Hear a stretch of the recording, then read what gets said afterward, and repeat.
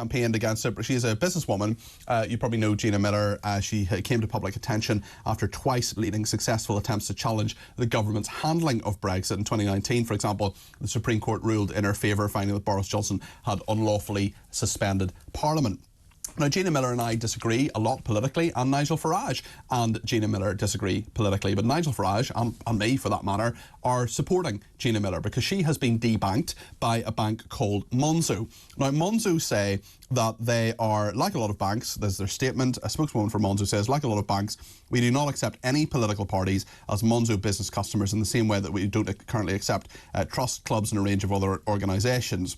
After this was identified and corrected, the customer was given notice that the account would be closed. We recognise that this experience will have been frustrating for the customer, and we're sorry about that.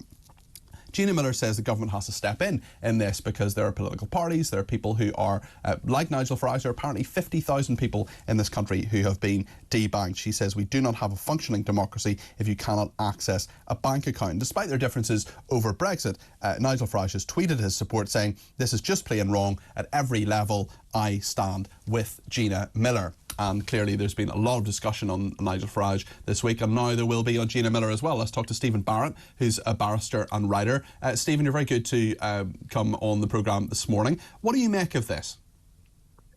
Well, there is a definite problem in the provision of financial services, and that ultimately is the big takeaway.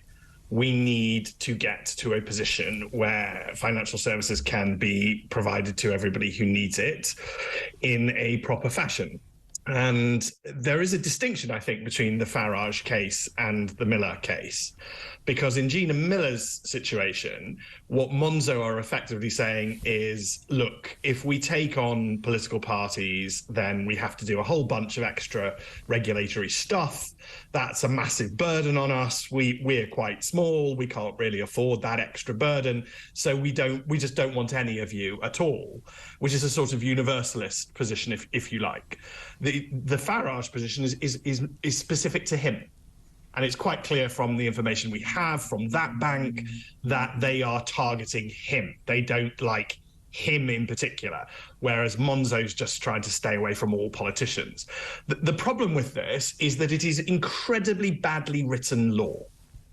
So what I mean by that is well-written law is clear. Everything is defined properly and everybody knows what the boundaries are and what the meanings are. Monzo seems to have got itself into a bit of a pickle because it allowed True and Fair to register on the basis of campaigning, and it didn't think that campaigning was a political thing to do. Now, that's inherently odd because campaigning is quite clearly a political thing to do. And one of my bugbears in public life is that the very definition of what it is or is not to do politics, to be political, that definition is breaking down.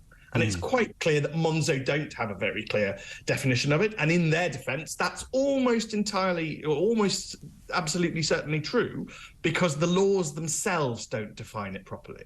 And what we've got is some very flabby legislation hanging around, which the banks are, in Monzo's case, innocently trying to interpret and trying to avoid in order to run a commercial enterprise. Anybody who's watching this who's tried to run a business will know that you try and minimise your overheads, you try and minimise the burdens of red tape, if you like, in order to be successful. And that's perfectly, I would say that they've been innocently caught up in this. Whereas in the Farage case, that bank seems to have quite deliberately jumped in feet first, gung-ho, to the idea of, oh, well, we can get rid of this customer. We may have had him for decades, but we don't like him now for whatever reason. Whatever the reasons for this in terms of Gina Miller, and it does seem to be a slightly different issue to Nigel Farage. It's not quite as straightforward as the absolutely disgraceful situation that Coutts put Nigel Farage in, and quite rightly, both the chief executive of NatWest, who leaked the information, and indeed the chief executive of Coutts have gone. In terms of Gina Miller, I mean, if you're setting up a campaigning organisation, surely there must be banks that will, are there banks, I don't know, that will welcome you with open arms, that won't make the same mistake? And from Monzo's perspective, this couldn't be come at a worse time for them. Well, no, I strongly suspect that there aren't, because what we've done, and this is more by accident than by conspiracy, is place this extra burden on banks. So quite rightly, they'll all go, well, I don't want, if having a political party as a client costs me more money, then I don't want a political party as a client, and they will all do this, because why wouldn't you?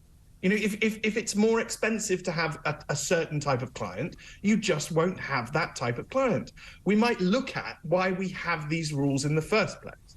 I mean, what we seem to have, and another, it's an issue within the law, is that we've created these sort of megalithic areas, money laundering, data protection, and they're worlds unto themselves, and they don't mesh well. They conflict, and the requirements of all of them just don't work, because technically we have rules saying that you can't discriminate against people based on their political opinions when providing them banking services, and at the same time we say if people are political and you provide them banking services, it's going to cost you extra money as a business. Those two don't mesh well. We've actually been making very bad law largely for the last 20 years, and it's all coming out in these sorts of events. And it's because things aren't defined properly, and burdens are being placed upon businesses, and businesses are reacting as businesses would. You know, if I set up a bank tomorrow, it would be a huge cost. That's why almost no new banks are ever created for a start. But say that I managed to navigate that huge and complex task, and then I was like, and if you have a political client, it'll be even worse. You just wouldn't go anywhere near it. And I strongly suspect that that's the problem that a lot of them will bump into. We used to have this concept of a national bank. Yes. That would be a solution. There are ways to solve this. You can reduce the regulatory burden. You can police events like Coots, reduce the regulatory burden on Monzo. Or alternatively, you could have a national bank which provides basic banking services to everybody. Yeah. Okay. Stephen, thank you so much. That's Stephen Barrett there, barrister.